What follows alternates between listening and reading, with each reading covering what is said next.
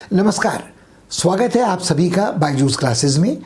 इस सप्ताह हम आपके लिए एक विशेष संस्करण लेकर आए हैं साप्ताहिक घटनाक्रम के सर्वेक्षण का, अंतर्राष्ट्रीय संबंधों का, और वो जुड़ा है संयुक्त राष्ट्र संघ के साथ। और संयुक्त राष्ट्र एक ऐसी संस्था है जिसको कुछ लोग अंतर्राष्ट्रीय राजनीति में, अंतर्राष्ट्रीय संबंधों में सबसे महत्वपूर्ण मानते हैं। कुछ लोगों को लगता है कि ये जमावड़ा है बड़ी ताकतों का जिनके पास वीटो का निषेधाधिकार है, जो सुरक्षा परिषद की सदस्य हैं, और साधारण सदस्य को यहाँ कहने सुनने को, अपनी बात कहने का मौका नहीं मिलता। मगर यदि आप याद करें तो अखिल भारतीय प्रतियोगी परीक्षा के प्रत्याशियों के लिए संयुक्त राष्ट्र से जुड़े प्रश्न बेहद महत्वपूर्ण हैं।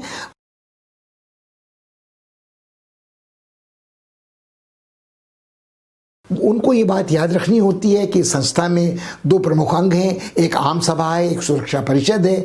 सुरक्षा परिषद में 5 स्थायी सदस्य हैं जिनके पास वीटो है। उनके अलावा 10 अतिरिक्त सदस्य होते हैं जो अस्थायी होते हैं। कुल मिलाकर संख्या 15 है। और चूंकि सुरक्षा परिषद को ही इस संस्था के मसौदे में वो अधिकार दिया गया है शांति की निरीक्षण का, देखने का, युद्धों को रोकने का, आक्रमण को रोकने का, तो लोग उसमें ही अटके रहते हैं। उन्हें लगता ही नहीं कि आम सभा की भी कोई अपनी उपयोगिता है।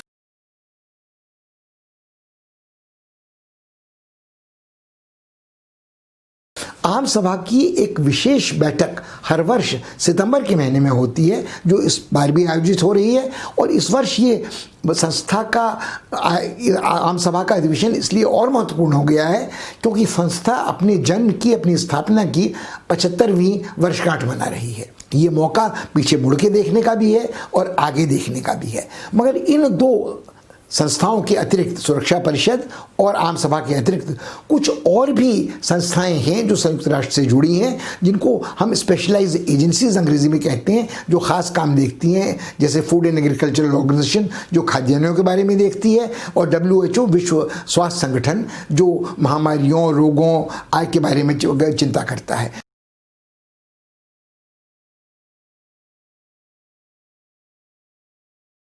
अब इस वर्ष कुछ ऐसा हुआ है कि WHO स्वयं विवादों के घेरे में घिरी रही है। जब चीन से एक वायरस निकल भागा तो लोगों को लगा कि विश्व स्वास्थ्य संगठन ने, WHO ने कुछ देरी की संसार को चेताने में इस बारे में कि एक वैश्विक महामारी प्रकट हो रही है। शायद इसका कारण ये था कि वो चीन के दबाव में था या चीन ने उसको किसी तरह से भ्रमित कर रखा था। ये बहस उलझी और लंबी है, अभी तय होना बाकी है। मगर इतना इससे कुपित हुए अमेरिका के राष्ट्रपति ट्रंप कि उन्होंने कहा कि मैं विश्व स्वास्थ्य संगठन से को पैसे देने बंद कर दूंगा, इस संस्था को त्याग दूंगा, और ये इससे इस तरह से इस संगठन का भविष्य खतरे में पड़ता नजर आ रहा था। बाकी लोगों का कहना था कि बाद में जो हो भविष्य में सो हो। मगर इस समय जब सारी दुनिया जूझ रही है इस वायरस से, तब तो विश्व स्वास्थ्य संगठन की अपनी सबसे ज़्यादा उपयोगिता है, प्राथमिकता है। इस घड़ी कम से कम उससे नाता नहीं तोड़ा जा सकता है। और इसी तरह का एक विवाद जुड़ा है एक और संगठन के साथ जिसको भी जन्म इसी ने दिया है, संयुक्त राष्ट्र ने। वो विश्व व्यापार संगठन है, WTO। अब WTO ने एक खाका बड़े पिछले 2 दशकों से तैयार किया था कि कैसे अंतर्राष्ट्रीय संबंधों की दुनिया में, अंतर्राष्ट्रीय व्यापार की दुनिया में बड़े देशों के, छोटे देशों के संबंध संचालित होंगे, क्या अंतर्राष्ट्रीय व्यापार की व्यवस्था होगी, क्या उसके विधि विधान होंगे, और यदि कोई विवाद होता है तो उसका निपटारा कैसे होगा। अब जब संयुक्त राष्ट्र अमेरिका ने घोषणा की एक वाणिज्य युद्ध की चीन में, तो लोगों ने कहा ये तो आप विश्व व्यापार संगठन की धज्जियां उड़ा रहे हैं, क्योंकि यदि आपका कोई विवाद था तो उसे आपको लेकर जाना चाहिए था WTO के पास। मगर अमेरिकी राष्ट्रपति डोनाल्ड ट्रंप की कोई खास श्रद्धा, कोई खास मान्यता अंतर्राष्ट्रीय संगठनों, संबंधों, कानून के बारे में नहीं है। जब तक अमेरिका के राष्ट्र जुड़े हैं तो उन्होंने जो आर्थिक प्रतिबंध लगाए हैं चीन के विरुद्ध, ईरान के विरुद्ध, रूस के विरुद्ध, और धमकी दी है कि जो भी कोई देश इनके साथ व्यापार करेगा उनके ऊपर भी इसी तरह के निषेध लगाए जाएंगे। तो उत्तर कोरिया से लेकर चीन समेत, रूस समेत, ईरान समेत, अब वेनेजुएला भी उस सूची में शामिल है। ये सब बातों के होते क्या फिर जब कोई इस तरह की जवाबी कार्यवाही चीन करता है प्रतिबंध लगाने की, तो आखिर फिर विश्व व्यापार संगठन की क्या महत्ता रह जाती है।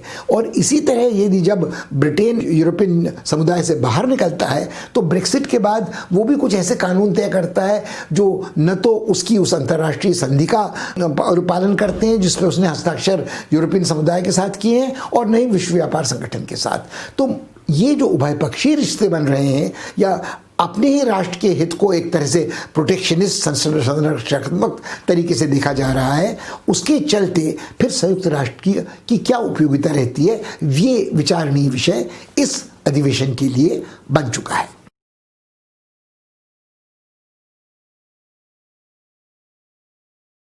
अब यहां हुआ क्या कि एक बात और उल्लेखनीय है, पहली बार नहीं मगर पहली बार इन परिस्थितियों में वैश्विक महामारी के बाद, और जब एक बहस चल रही थी संयुक्त राष्ट्र की उपयोगिता के बारे में, इसकी संरचनात्मक सुधारों के बारे में, 2 वर्ष के लिए जनवरी से भारत का कार्यकाल शुरू होगा, वो सुरक्षा परिषद का अस्थायी सदस्य निर्वाचित हुआ है। तो क्या कोई नई दिशा भारत दे पाएगा इस संस्था को, सुरक्षा परिषद को, ये एक विचारणीय विषय था।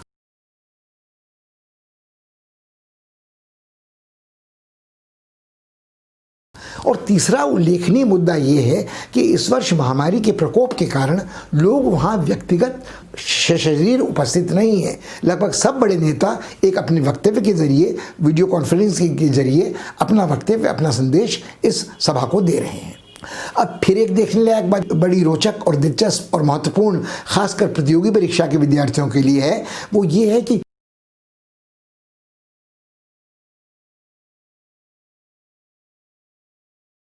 किस राष्ट्र ने किस तरह का संबोधन किया है।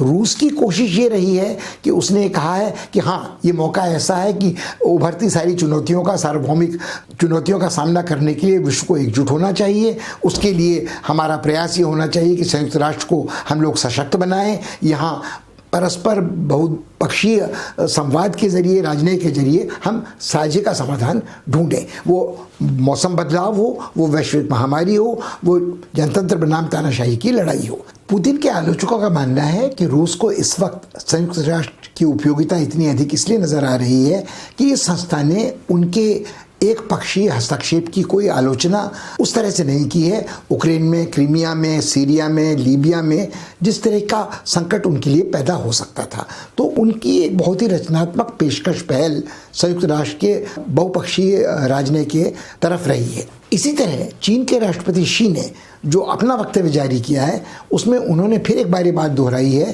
कि यूरोपीय देशों को खासकर और बाकी देशों को भी अमेरिका का अंधानुसरण करने की ज़रूरत नहीं है।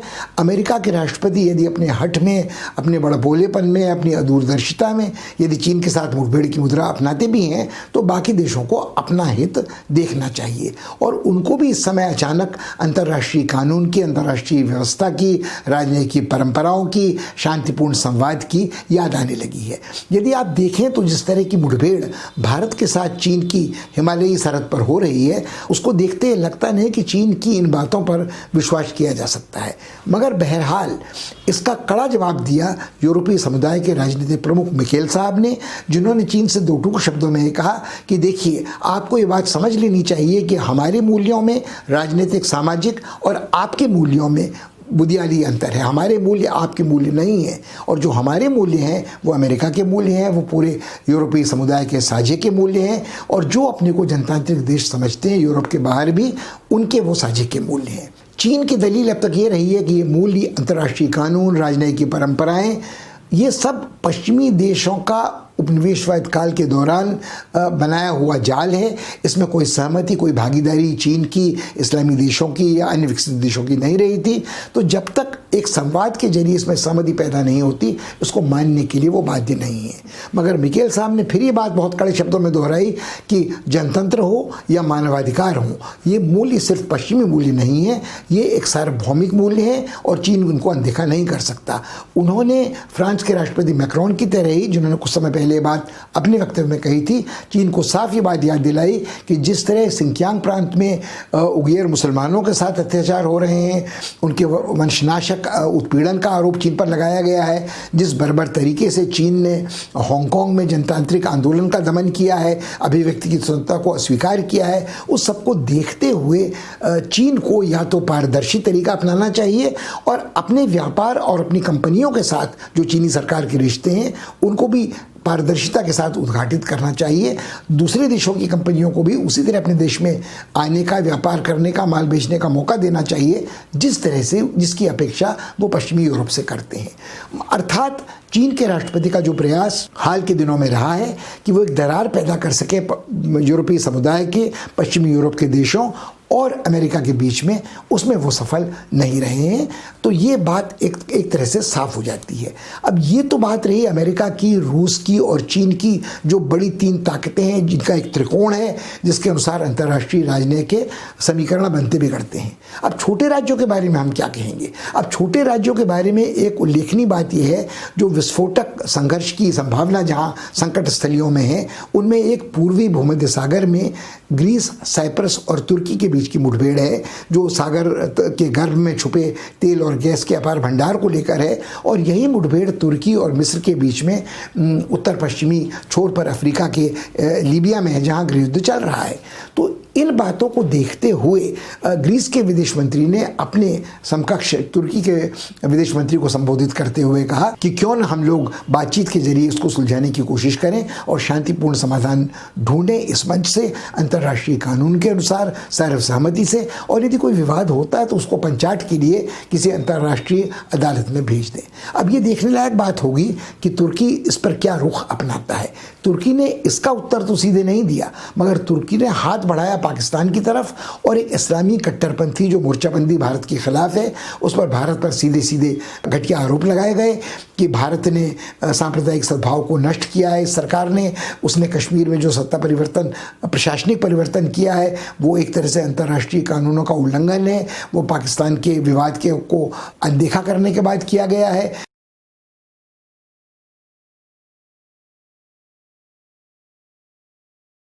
और इसका जवाब देने की कोई ज़रूरत भारत के प्रधानमंत्री ने नहीं समझी। उन्होंने नीचे उतरने की कोशिश नहीं की, उन्होंने पाकिस्तान पर कोई आक्षेप नहीं लगाया, उन्होंने चीन पर कोई आक्षेप नहीं लगाया। मगर भारत के जो वहाँ प्रथम सचिव स्थायी उस मिशन के में हैं, उन्होंने एक मुंहतोड़ जवाब इसका दिया और इन्होंने कहा कि जो देश स्वयं आतंकवाद को की शरण स्थली बना हुआ है, उसको ये कहने का कोई अधिकार नहीं कि दूसरा देश क्या कर रहा है और वहाँ क्या हो रहा है, पहले वो अपने दामन में झाँके। मगर जब भारत के प्रधानमंत्री ने अपना भाषण दिया तो उन्होंने कुछ बातों को बिल्कुल स्पष्ट किया। उन्होंने कहा कि भारत हमेशा से संयुक्त राष्ट्र की व्यवस्था का समर्थन करता रहा है, उसमें भागीदारी करता रहा है, उसने बहुत बड़े बलिदान दिए हैं। उसके सैनिकों ने कई जगह शांति निरीक्षक दस्तों में जाकर वो अपनी जितनी उसकी सामर्थ्य है उससे अधिक अंशदान करता है और किसी भी संस्था के, विशेषीकृत संस्था के कामकाज में दखलंदाजी नहीं करता, बल्कि उनको बढ़ावा ही देता है, वो WHO हो, वो FAO हो या वो WTO हो। उन्होंने कहा कि भारत की मान्यता संस्कार में वसुधैव कुटुंबकम की है और हम आगे भी यही चाहेंगे। हाँ, मगर उन्होंने एक शिकायत दर्ज की। उन्होंने कहा कि भारत जब किसी देश के प्रति मैत्री का हाथ बढ़ाता है, उसके साथ घनिष्ठ आत्मीय संबंध बनाता है, अर्थात अनकहे शब्दों में अमेरिका, तो उसका मतलब ये नहीं होता वो किसी दूसरे देश को निशाना बनाता है या उसके साथ दुश्मनी साधता है या उसके विरुद्ध मोर्चाबंदी कर रहा है। इशारा फिर चीन के प्रति था। उन्होंने ये बात भी स्पष्ट की कि भारत बिल्कुल नहीं चाहता कि किसी दूसरे देश के आंतरिक मामलों में हस्तक्षेप करे, मगर वह यह भी नहीं चाहता कि उसके मामलों में कोई हस्तक्षेप करे और वो हर विवाद का निपटारा शांतिपूर्ण संवाद के जरिए करना चाहता है। भारत के प्रधानमंत्री ने अपने भाषण में इस समस्या की ओर भी उल्लेख किया कि इस संस्था को 75 वर्ष हो गए हैं, कब तक भारत जैसा देश, उदीयमान शक्ति, प्रतीक्षा करेगा कि उसे एक निर्णायक भूमिका निभाने दी जाए इस संस्था के कामकाज में, इसकी नीतियों के निर्धारण में? कब तक वो अस्थायी सुरक्षा परिषद की सदस्यता को एक पुरस्कार समझ लेगा? तो ये सारी बातें उल्लेखनीय हैं और ध्यान में रखने लायक हैं। मगर इसके साथ साथ कुछ और भाषण उल्लेखनीय थे इस अधिवेशन में, जिनका जिक्र हम करेंगे थोड़ा रुक कर।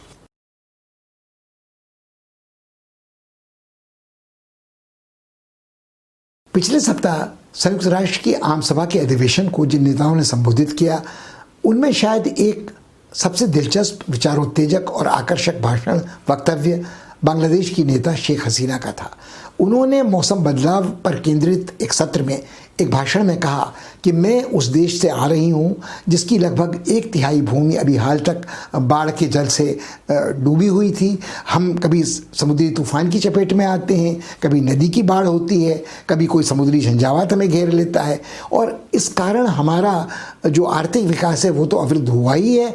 बाकी जो सारी समस्याएं हैं, वो चाहे कोरोना वायरस के प्रकोप से जूझना हो या शरणार्थियों को अपने घर में पुनर्स्थापित करना हो या प्रशासन को ठीक ठाक चलाना हो, संरचनात्मक ढांचे का विकास हो, इन सब बातों में बाधा पड़ती रही है। उन्होंने एक बहुत ज़ोरदार बात और कही। उन्होंने कहा, आप ये न समझें कि मैं यहाँ आपसे कुछ सहायता की याचना करने आई हूँ, मैं आपको एक चेतावनी देने आई हूँ कि ये सार्वभौमिक मुद्दा हम सब के लिए समान रूप से चिंताजनक है। इसको टालना हमारे लिए जान का जोखिम पैदा कर सकता है। और इस समय परिस्थिति कुछ ऐसी है कि अमेरिका स्वयं कैलिफोर्निया वाले क्षेत्र में जंगलों की आग से परेशान है और दक्षिणी अमेरिका के कुछ प्रदेश बाढ़ से, समुद्री झंझावात से, तूफान की चपेट में रहे हुए हैं। और इसी तरह से ऑस्ट्रेलिया में भी जंगलों में आग लगी हुई है, ब्राज़ील के अमेज़न के वर्षा वनों में आग लगी हुई है और कई जगह अफ्रीका में सूखा पड़ा हुआ है, कहीं बाढ़ आई हुई है, कहीं कुपोषण के कारण लोग परेशान हैं, कहीं हमने कुछ पहले चर्चा की है इसी कार्यक्रम में, कहीं आर्कटिक प्रदेश में बर्फ़ पिघल रही है, कहीं एंटार्कटिक में पर्यावरण संकटग्रस्त हो रहा है। तो इस समय शायद लोग ये सुनने की मनोदशा में भी हैं कि जो चेतावनी शेख हसीना उन्हें दे रही हैं उसको एक साझे की समस्या समझें और उसका मुकाबला करें। और उन्होंने इन दोनों समस्याओं को जोड़ा भी कि जो मौसम बदलाव की समस्या है और जो वैश्विक महामारी का प्रकोप है, इन दोनों से जूझने के लिए एक सामंजस्य की ज़रूरत है, एक सार्वभौमिक मंच की ज़रूरत है और एक बहुपक्षीय राजनीति की ज़रूरत है। मुझे लगता है कि उन्होंने उल्लेख किया कि बांग्लादेश ने इस दिशा में क्या क्या काम किया है जिसका साझा वो और देशों के साथ करने को तैयार हैं, मगर उन्होंने कहा कि ऐसे 43 देश हैं जो ज़्यादा प्रभावित हैं मौसम बदलाव के संकट से, जिनका नेतृत्व वह कर रही हैं। मगर मुझे लगता है एक सहकार की ये गुंजाइश है भारत और बांग्लादेश के बीच कि भारत भले ही स्वयं उन सबसे ज़्यादा संकटग्रस्त देशों में न हो समुद्र तल की जल के बढ़ने से, मौसम बदलाव से, मगर अनिवार्यतः वो अपने ऐसे पड़ोसी के साथ सहकार और साझा कर सकता है, तकनीकी और आर्थिक, जो शायद पूरे संसार को एक नई दिशा दे सकता है।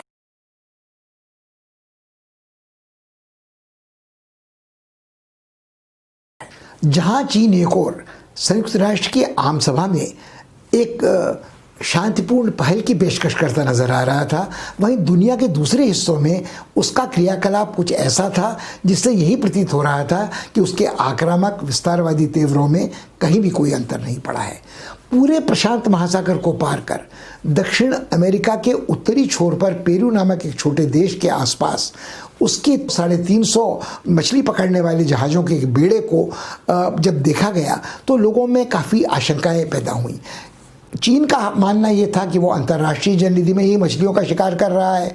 पेरू वालों का कहना था कि वो अतिक्रमण करके कई बार उनकी जलराशि के भीतर आ रहा है, एक्सक्लूसिव इकोनॉमिक जोन में या नॉटिकल जो उनकी टेरिटोरियल वाटर्स की सीमा कहलाती है उसके भीतर आ रहा है। अब यहाँ दो पक्ष बड़े विचित्र हैं कि यदि चीन का दावा पल भर के लिए बहस के लिए मान भी लिया जाए कि वो अंतर्राष्ट्रीय जलनिधि में ही मछलियां पकड़ रहा था, तो क्या इस तरह का कोई कानून, अनुशासन, नियम आदि नहीं है जो एक देश की मछली पकड़ने वाली नावों को अनुशासित करें दूर दराज हज़ारों किलोमीटर दूर अपने तट से जाकर मछली पकड़ने के लिए? क्योंकि यदि वो उस जलराशि में भी मछलियाँ पकड़ते हैं तो मछलियाँ तो ये नहीं देखती हैं कि एक्सक्लूसिव इकोनॉमिक जोन किसका है, टेरिटोरियल वाटर्स किसके हैं, और जो उनकी अपनी अगली पीढ़ी पैदा होती है वो नष्ट हो सकती है। जो कहा जाता है ट्रोलर्स में जाल फैलाकर समुद्र के तल को खगालते हुए ये चीनी नौकाएं मछली पकड़कर ले जाती हैं। ऐसा अनुमान लगाया जाता है कि चीन के मछुआरे इन आधुनिक नावों में, जिनके वो झंडे कभी बदलते रहते हैं, कभी पकड़ में ना आने के लिए अपना GPS बंद कर देते हैं, कभी रेडियो संचार करना बंद कर देते हैं, तो तरह तरह के शक लोगों के मन में इनके आचरण के बारे में होते हैं। और वो कुल संसार में जो समुद्र से मछलियाँ पकड़ी जाती हैं, झींगे पकड़े जाते हैं, समुद्र तट से कुंतल, स्क्विड पकड़े जाते हैं, उनका 15% हिस्सा सिर्फ इन चीनी मछली पकड़ने वाली नावों के बेड़े का होता है। इसे डार्क फ्लीट यानी काला बेड़ा भी चीन का कहा जाता है। और यही इसी तरह का क्रियाकलाप चीन दक्षिणी चीनी सागर में भी कर रहा है। तो लोगों का कहना है कि चीन पहले अपनी मछली पकड़ने वाली नौकाएं भेजता है और फिर धीरे धीरे उसकी नौसैनिक दखलंदाजी इन क्षेत्रों में बढ़ने लगती है। इस बात को न तो अमेरिका अनदेखा कर सकता है, न दक्षिण अमेरिका का कोई और देश, कि इसी तरह से वो वेनेजुएला के साथ चीन के ये गुमनाम नौसैनिक बेड़े जहाज आते जाते रहे हैं और उन प्रतिबंधों का उल्लंघन करते रहे हैं तेल के निर्यात के बारे में जो अमेरिका ने वेनेजुएला पर लगाए थे। अब चीन का जवाब ये है कि जो हम करते हैं वो सब लोगों को अपराध नजर आता है, मगर जब अमेरिका स्वयं ऐसा करता है और उसके मछली पकड़ने वाले बेड़े ऐसा करते हैं तब लोग ऐसा क्यों नहीं कहते हैं। ये अंटार्कटिक क्षेत्र में भी इस बात को लेकर चिंता पैदा हुई है, ऑस्ट्रेलिया के आसपास भी इस बात को लेकर चिंता पैदा हुई है, और ये चिंता अर्जेंटीना और चिले को भी हुई है दक्षिणी प्रशांत महासागर में लेकर। तो कुल मिलाकर विवाद का एक और पहलू, एक और आक्रामक विस्तारवादी चेहरा चीन का इस क्षेत्र में भी देखने को मिला है, जिसके बारे में निरापद बैठे रहना नादानी होगी।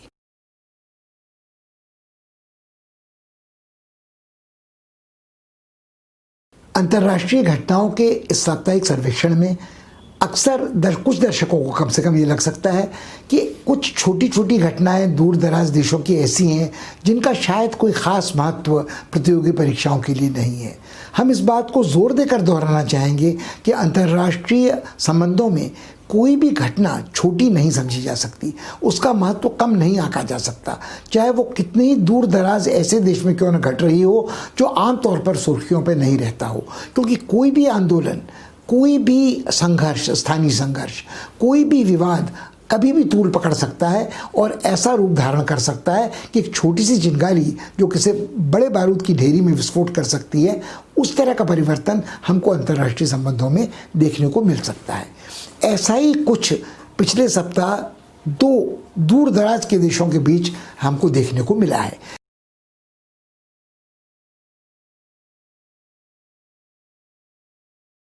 इनमें पहला उदाहरण है जिसका चर्चा हम पिछले कुछ हफ्तों में भी करते रहे हैं, वो बेलारूस में राष्ट्रपति जो अपने को पुनर्निर्वाचित मानते हैं मगर आलोचकों की निगाह में चुनाव हार चुके हैं, वो आज राष्ट्रपति नहीं है, लुकाशेंको के बारे में है।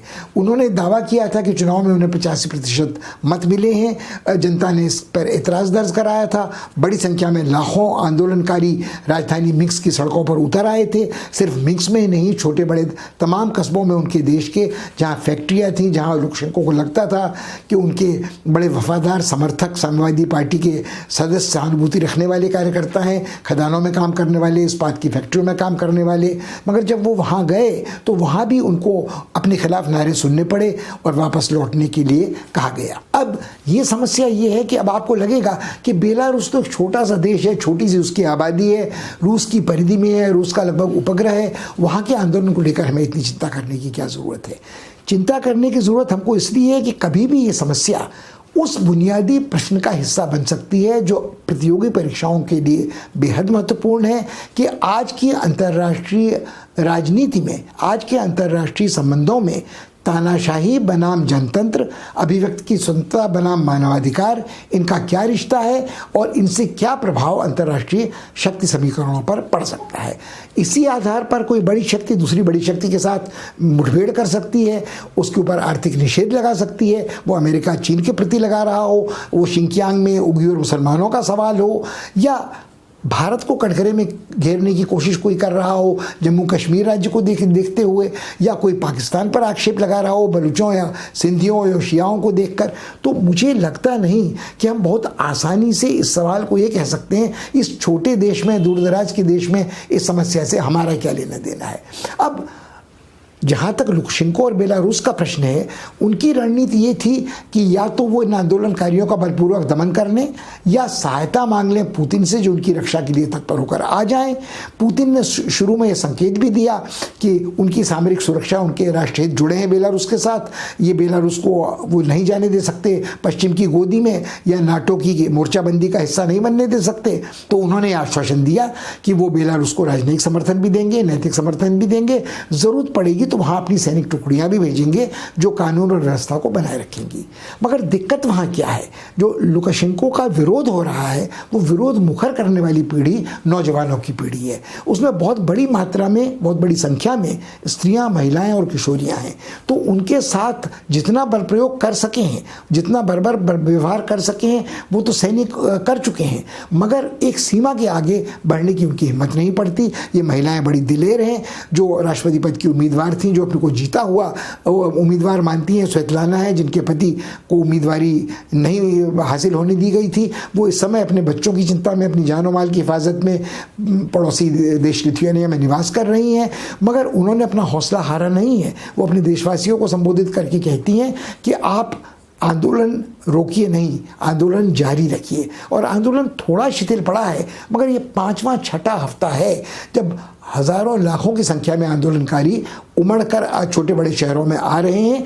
और विवश कर दिया है उन्होंने लुकाशेंको को कि उन्होंने जब अपने पद की शपथ ग्रहण की, ये कहते हुए कि जीता तो मैं ही हूँ, ये उन्होंने काम गुप चुप कर, रहस्यमय तरीके से छुप कर पर्दे के पीछे किया। और उनके इस दावे को कोई भी मानने को तैयार नहीं है। यूरोपीय समुदाय ने चेतावनी दी है कि यदि लक्षण ऐसे ही रहे तो वो आर्थिक प्रतिबंध बेलारूस के खिलाफ लगाएंगे। अब ये सवाल सिर्फ बेलारूस का नहीं है कि पुतिन यहाँ क्या रुख अपनाते हैं, उससे ये भी निर्भर करेगा कि पुतिन अपने विरोधियों के प्रति, अपने आलोचकों के प्रति क्या रवैया भविष्य में अपनाने वाले हैं। नवाल्नी जो उनके सबसे प्रमुख आलोचक हैं, उनको जहर देने का आरोप हाल पर उनकी सरकार पर, उनकी खुफिया एजेंसियों पर लगाया गया है। नवाल्नी के जो समर्थक थे उन्होंने कुछ सीमित संख्या में ही सही, मगर पहली बार यथेष्ट संख्या में स्थानीय निकायों के चुनाव जीते हैं साइबेरिया में।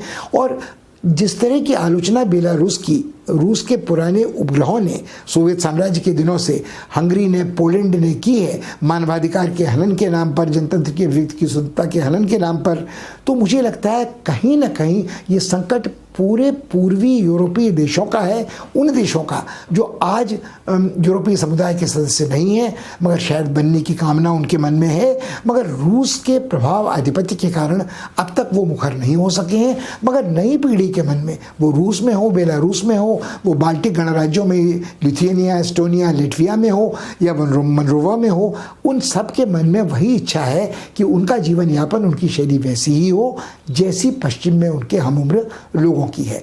और एक तरह से भूमंडलीकरण का जो प्रभाव हुआ है वो कहीं न कहीं पूंजीवादी व्यवस्था, वो अंशतः रूस में रही हो, अंशतः चीन में रही हो, उसको बिल्कुल नकारने वाला कोई छोटा पूर्वी यूरोप का देश अब देर तक यथावत अपने को नहीं बरकरार रख सकता है।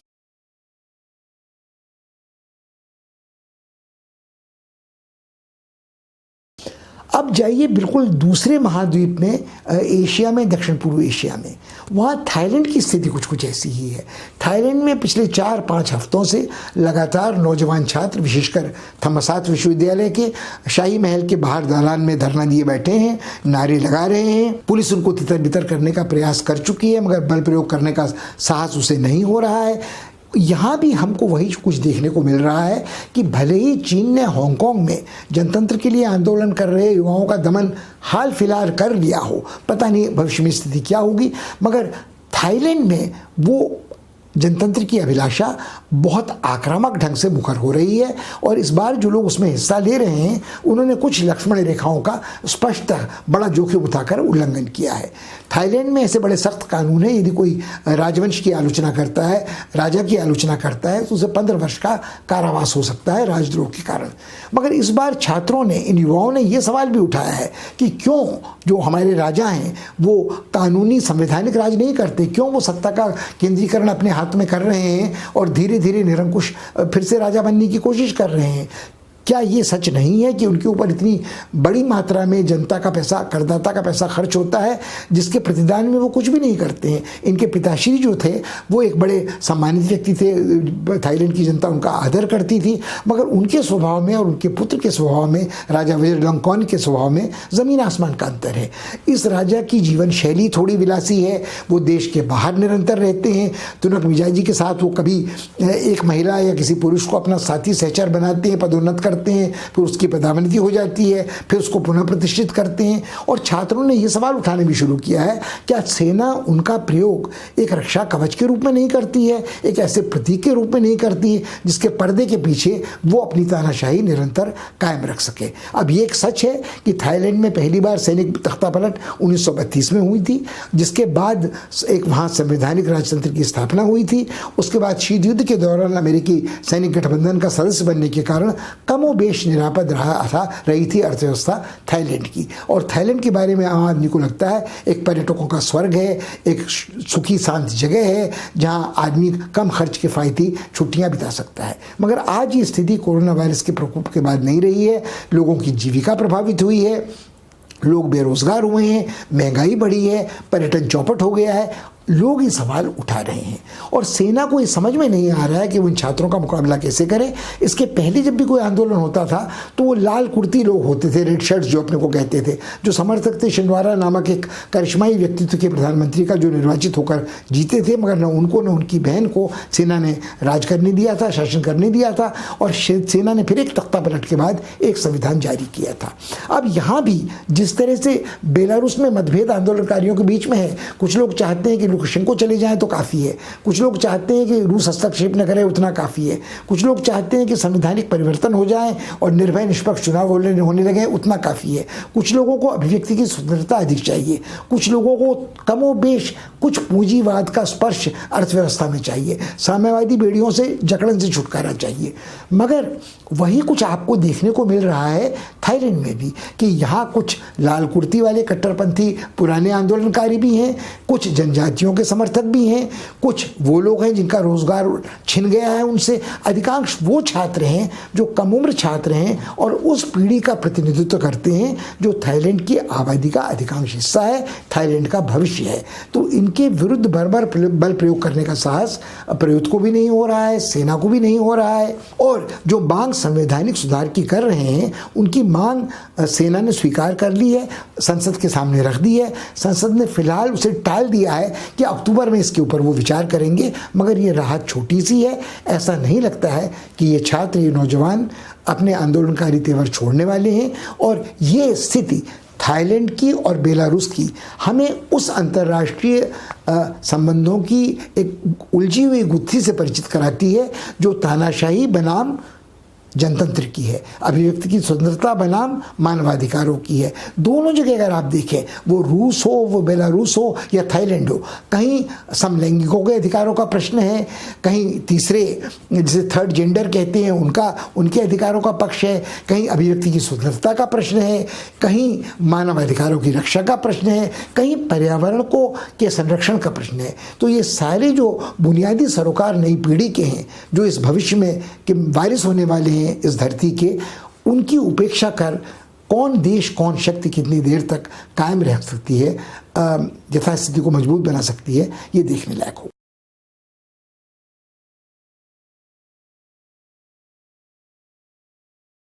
पिछले सप्ताह के अंतर्राष्ट्रीय घटनाक्रम में एक अनबूझ पहेली यह रही है जो सबको चकित करती रही है कि संसार की एकमात्र महाशक्ति, चरम शक्ति जो अपने को कहती है, संयुक्त राज्य अमेरिका, क्यों सक्रिय नहीं है अंतर्राष्ट्रीय रंगमंच पर, जहां इतना कुछ घट रहा है संयुक्त राष्ट्र में, एशिया में, खुद उसके दक्षिणी आंगन में पेरू के पास। क्यों अमेरिका कुछ करने की स्थिति में समर्थ नज़र नहीं आता है? लोगों को लगता है इसका सबसे बड़ा कारण यह है कि अमेरिका बहुत बुरी तरह से कोरोना महामारी की चपेट में है। 70 लाख से अधिक लोग वहाँ संक्रमित हैं और 2 लाख से अधिक लोग वहाँ मारे जा चुके हैं। और इस महामारी पर काबू पाने का कोई अभी आसार नज़र नहीं आ रहा है। वैक्सीन के आविष्कार में देर हो रही है, दवाई कोई सुलभ नहीं है। तो और अमेरिका के राष्ट्रपति पर यह आरोप लगाया जा रहा है बारंबार कि क्यों उन्होंने अपने कुशासन से ऐसा होने दिया है कि संसार का सर्वशक्तिशाली देश जो टेक्नोलॉजी में परिष्कृत है, जिसके पास सब वैज्ञानिक साधन है, क्यों सबसे बुरी तरह प्रभावित इस महामारी से है। ये सिर्फ एक पक्ष है। दूसरा पक्ष ये है कि ट्रंप ने अब तक अपने चुनाव को जीत सुनिश्चित करने के लिए 2 धड़ों में बांट दिया है। अमेरिका का एक हिस्सा वो है जो अश्वेतों का है, गरीबों का है, जो एक जनतांत्रिक अधिकार अपने बराबरी के चाहता है संवैधानिक अमेरिका में, गणराज्य में। और एक वो है जो चाहता है कि ये लोग 2म दर्जे के नागरिक हैं, अपनी औकात में रहें। और अमेरिका जो देश है उसके मूल्य ईसाई मूल्य हैं, वो नस्लवादी गोरों का मूल्य है। और वो इसको बारंबार रेखांकित करने में ट्रंप ने कभी कोई कसर नहीं छोड़ी है। और कई बार वो अभद्र शब्दों का प्रयोग भी इस अर्थ में कर देते हैं। मगर कुल मिलाकर ये जो मसला है वो ये है कि इसी बीच एक सर्वोच्च न्यायालय की जो महिला जज थी, उनकी 85-86 वर्ष की उम्र में मृत्यु हो गई। वहाँ जीवन पर्यंत जज अपनी पीठ पर बना रह सकता है। वो उदार मिजाजों की जज थी, वो गर्भपात की पक्षधर थी, वो समलैंगिक विवाहों का भी समर्थन करती थी, वो अभिव्यक्ति की स्वतंत्रता को मानती थी, वो चाहती थी कि जो संघीय प्रणाली है उसका आदर राष्ट्रपति को और व्हाइट हाउस को और केंद्र सरकार को करना चाहिए। मगर इस सब का उल्लंघन, इस सब का विरोध ट्रंप करते रहे हैं। उनका कहना है कि अमेरिका का राष्ट्रपति सर्वोच्च सर्वशक्तिमान है, और उन्होंने ये भी एक शंका पैदा की है कि यदि वो चुनाव हार गए तो वो आसानी से व्हाइट हाउस खाली नहीं करेंगे। और चुनाव के बारे में तरह तरह की आशंकाएं उन्होंने प्रकट की है कि जो डाक से मतदान आएंगे उनकी गणना में देर लगेगी, निर्वाचन पता नहीं कब होगा या नहीं होगा, कौन राष्ट्रपति चुना गया, कांटे की टक्कर है, इसका फैसला आखिर में शायद अदालत करेगी। और यदि आज उन्हें यह मौका मिल रहा है कि वो एक नए जज का चुनाव कर सके सर्वोच्च न्यायालय के लिए, तो उनके अपने पक्ष का एक हिमायती जज वहां मिल जाएगा। और अमेरिका में यह परंपरा काफ़ी पुरानी है कि जनतांत्रिक रुझान वाले, डेमोक्रेटिक पार्टी वाले अपनी तरफ का जज रखते हैं और कंजर्वेटिव रिपब्लिकन अपनी तरफ का जज रखते हैं। इस समय सीनेट में बहुमत रिपब्लिकन पार्टी का है, मगर जो संवैधानिक सवाल है वो यह है कि लगभग चुनाव की पूर्व संध्या में क्या कोई अमेरिकी राष्ट्रपति इस तरह का जज का निर्वाचन, नामांकन सर्वोच्च न्यायालय के लिए कर सकता है जो उसका पक्षधर समझा जाता हो, और क्या उसका अनुमोदन सीनेट को करना चाहिए। ये अपने आप में मुकाबला एक संवैधानिक पीठ के सामने जा सकता है और ये कानूनी बहस लंबी चलेगी। तो बाइडेन हो या ट्रंप हो, वो दोनों इस समय अपने अपने चुनाव में जीत को सुनिश्चित करने में लगे हुए हैं और अंतर्राष्ट्रीय घटनाक्रम से उनका ध्यान मुड़ गया है। मगर हमें फिर एक बार ये नहीं सोचना चाहिए कि ये सिर्फ अमेरिका का आंतरिक मामला है, क्योंकि अमेरिका एक परम शक्ति है। वहाँ यदि तराजू का पलड़ा जनतांत्रिक उदार विचारों की तरफ से झुकता है उसके उल्टी तरफ प्रतिपक्ष में, तो एक तरह से गतिरोध आ जाएगा अमेरिका के संबंधों में दुनिया के बाकी देशों के साथ। अंधविश्वास क्या है, धार्मिक कट्टरता क्या है और तर्कसंगत वैज्ञानिक सोच क्या है। इसमें पीढ़ीगत संघर्ष भी है, इसमें नस्लवादी हिंसा भी है, इसमें नस्लवादी भेदभाव भी है, और इसमें कहीं ना कहीं जो ट्रंप का वो हट है विज्ञान विरोधी कि मौसम बदलाव का विज्ञान झूठा है, ये जो हमारे मूल्य हैं वो सारे मूल्य ईसाई मूल्य हैं, अमेरिका जो देश है वो मूलतः गोरों का देश है, बाकी को हमने आने दिया है यहाँ, तो उनको अपनी सीमाओं क्षमताओं को ध्यान में रखते हुए हमारे अनुसार थोड़ा आचरण करना चाहिए, कमोबेश द्वितीय दर्जे के नागरिक का।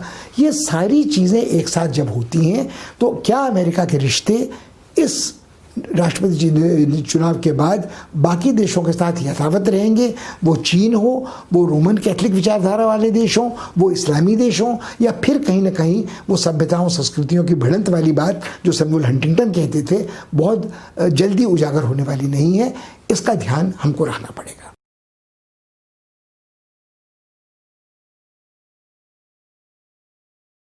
पिछले सप्ताह के अंतर्राष्ट्रीय घटनाक्रम में एक और विडंबना देखने को मिली, जहां एक और पश्चिमी देश, यूरोपीय समुदाय के देश अमेरिका चीन को कटघरे में खड़ा कर रहे थे कि उसने मानवाधिकारों का हनन किया है, अभिव्यक्ति की स्वतंत्रता का हनन किया है, वंशनाशक नीतियों का अनुसरण सिंकियांग में उगियार मुसलमानों के खिलाफ कर रही है। वहीं नस्लवाद और सांप्रदायिक हिंसा के कुछ उदाहरण हमको यूरोप में देखने को मिले।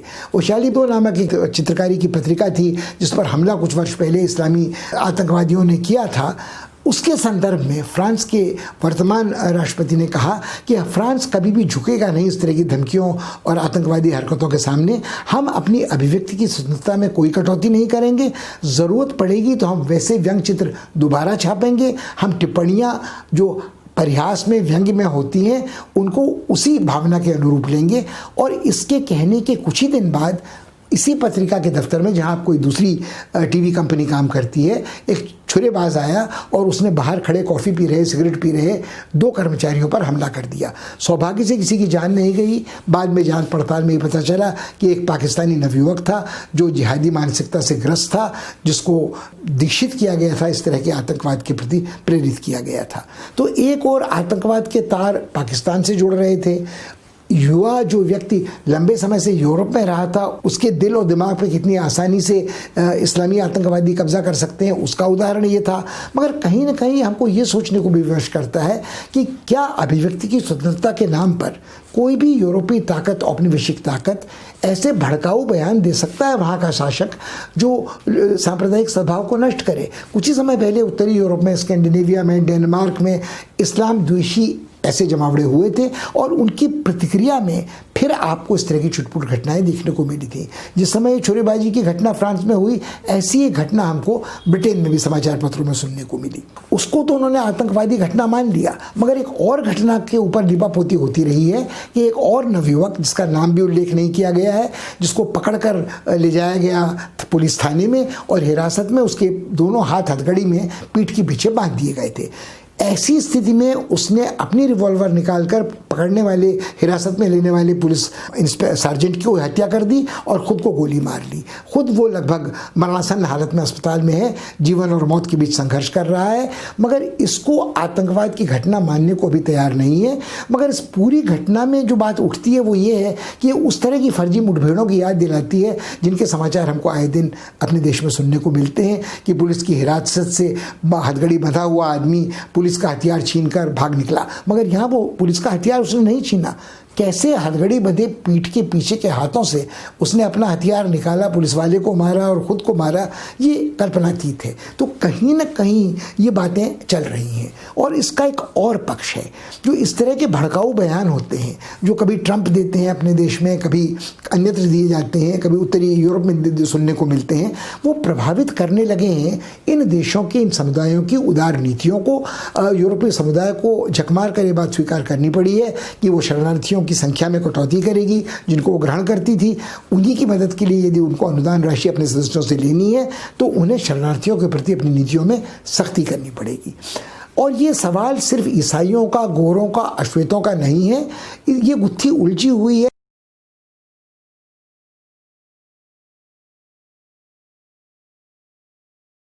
चीनियों और ऑस्ट्रेलियाओं के बीच में भी। उनके संबंधों में जब बिगाड़ आया तो हाल में ये समाचार सुनने को मिले हैं कि कुछ चीनी नागरिकों ने ये कहा कि उनका साइबर अपहरण हुआ है और उनसे साइबर फिरौती मांगी गई है, उनके परिवार वालों से लाखों डॉलर इस बहाने लूट लिए गए हैं। अब विडंबना ये है कि चीन के ऊपर खुद ये आरोप लगता है कि वो दूसरे देशों के प्रति साइबर आक्रमण करता है। रूस के ऊपर इस तरह का आरोप लगता है। हाल ही में ब्रिटेन के एक शिखर के जनरल ने और कुछ नागरिक सेवा अधिकारी ने ये कहा कि हमारे पास भी आक्रमण करने के लिए, साइबर आक्रमण करने के लिए यथेष्ट उपकरण है। अब ये तय करना कठिन है कि कब साइबर अस्त्र आक्रमण के लिए है और कब वो बचाव के लिए है। और यदि इस नए सोशल मीडिया में, साइबर दुनिया में, कल्पित दुनिया में यदि इस तरह के भड़काऊ बयान दिए जाते हैं जिनके लिए कोई एक देश का नागरिक जिम्मेदार है मगर उसके विरोध में विस्फोट किसी दूसरे देश में होता है, ये फिर एक ऐसी घटना है जिसको छोटा करके आंकना हमारे लिए खतरनाक है। हमको दोनों पक्ष इसके ध्यान में रखने होंगे। किसी संप्रभु देश के अपनी प्रभुसत्ता का कितनी कारगर ढंग से प्रयोग वो अपने क्षेत्राधिकार में कर सकता है और नए मीडिया का कितना नियमन और नियंत्रण सर्वसहमति से अंतर्राष्ट्रीय समुदाय कर सकता है। तो यदि आतंकवाद के विरुद्ध हम लड़ाई लड़ रहे हैं, यदि हम पर्यावरण की रक्षा की लड़ाई लड़ रहे हैं, हम महामारी के प्रकोप से साथ जूझ रहे हैं, तो हमें कहीं ना कहीं एक सहमति संवाद के जरिए इस विषय में भी बनानी होगी और तकनीकी ज्ञान अपना बढ़ाना होगा।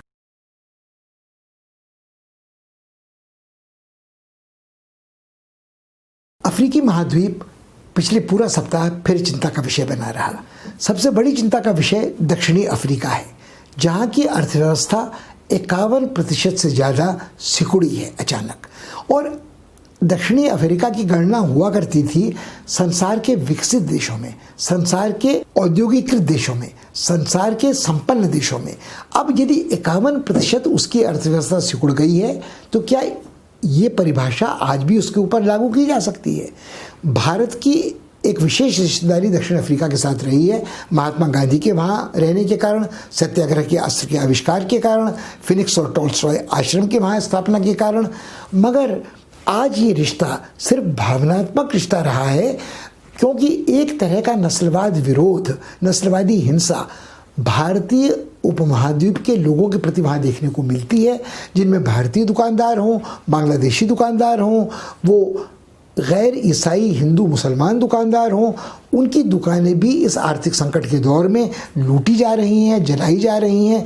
यहाँ चर्चा का विषय ये नहीं है कि जो भारतीय या भारतीय उपमहाद्वीप के प्रवासी वहाँ रहे हैं वो किस तरह से उन्होंने वहाँ की राजनीति को भ्रष्ट किया है। जैसे गुप्ता परिवार के जो संबंध राष्ट्रपति जुम्मा के साथ थे, जिनके कारण उन्हें पदत्याग करना पड़ा, या किस तरह का अंधविश्वास वहाँ की अश्वेत जनता में है जो रंगभेद नस्लवाद की नीति की समाप्ति के बाद सुशासन देने में असमर्थ रहे हैं। एक कबायली मानसिकता वहाँ रही है और वहाँ जितनी बड़ी खाई समृद्ध संपन्न श्वेतों और बाकी लोगों के बीच में है, उसको देखते हुए ये संकट स्थली बेहद विस्फोटक है।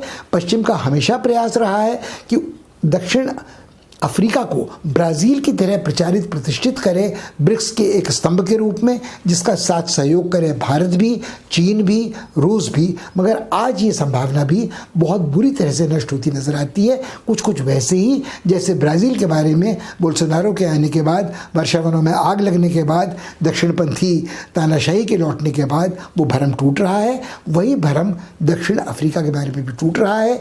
वहाँ बहुराष्ट्रीय कंपनियाँ अपने को मालामाल करती रहेंगी, मगर क्या दक्षिण अफ्रीका, जिससे कभी ये आशा थी कि वो जिम्बाब्वे को साथ लेकर चलेगा, वो बोत्सवाना, नमीबिया, अंगोला, मोजाम्बिक को साथ लेकर चलेगा और पूरे दक्षिण अफ्रीकाई भूभाग को नेतृत्व प्रदान करेगा, वो आशा अब आज बिल्कुल धूल धूसरित हो चुकी है। इसी तरह जो इस्लामी कट्टरपंथी का ज्वार फैला है उत्तरी और मध्य अफ्रीका में, वो चिंताजनक है। नाइजीरिया में पिछले हफ्ते फिर 15 निर्दोष नागरिक मारे गए। इस्लामी बागियों ने, बोको हराम वालों ने, खिलाफत के साथ जुड़े लोगों ने इस हिंसा को अंजाम दिया। उनको पकड़ने में केंद्र सरकार या प्रांतीय सरकार असमर्थ रही है। इसी तरह से सूडान में हिंसा बदस्तूर जारी है। इसी तरह हमको सोमालिया में हिंसा देखने को मिल रही है। तो कुल मिलाकर ये कबायली सांप्रदायिक हिंसा, जिसकी जड़ें कहीं न कहीं उस इस्लामी कट्टरपंथी से हैं जो सीरिया और इराक के बाद अफ्रीका में शरण ले रही है, वो निरंतर यथावत जारी है। लीबिया में जो युद्ध विराम की आशा जगी थी वो फिर नष्ट हो रही है। तो कुल मिलाकर अफ्रीका बड़ी शक्तियों का रणक्षेत्र बना रहेगा अपने प्राकृतिक संसाधनों के कारण। और हम कभी माली, कभी मलावी, कभी नाइजीरिया, कभी कॉन्गो, कभी मध्य एशिया अफ्रीकी गणराज्य, इनके बीच की हिंसा का चर्चा करते रहेंगे और भूल जाएंगे यहाँ पारिस्थितिकी के, पर्यावरण के विनाश को और कोरोना जैसी महामारी की प्रकोप को। इस सप्ताह इतना ही। अगले सप्ताह आपसे फिर मुलाकात होगी और हमारा प्रयास यह रहेगा कि हम आपकी समस्याओं का समाधान सरल भाषा में धीरे धीरे बोलते हुए यथाशक्ति कर सकें। हमारी कोशिश रहेगी कुछ उन सवालों को हम इस साप्ताहिक प्रवचन में शामिल करें जो आपको परेशान कर सकते हैं। आपको लग सकता है, आप में से बहुत सारे लोग ऐसे हो सकते हैं जो समाजशास्त्र के विद्यार्थी न रहे हों, जिन्होंने अंतर्राष्ट्रीय राजनीति का अध्ययन न किया हो, जिनकी शायद कोई ख़ास रुचि दिलचस्पी समाचार पत्र पढ़ने में भी न रही हो। तो उनके लिए हम कुछ बुनियादी सवालों को बिल्कुल परिचयात्मक ढंग से प्रस्तुत करेंगे और हम सोचते हैं कि उसका लाभ आपको निश्चित रूप से होगा। अगले सप्ताह आपसे फिर मुलाकात होगी। तब तक के लिए विदा दें। नमस्कार।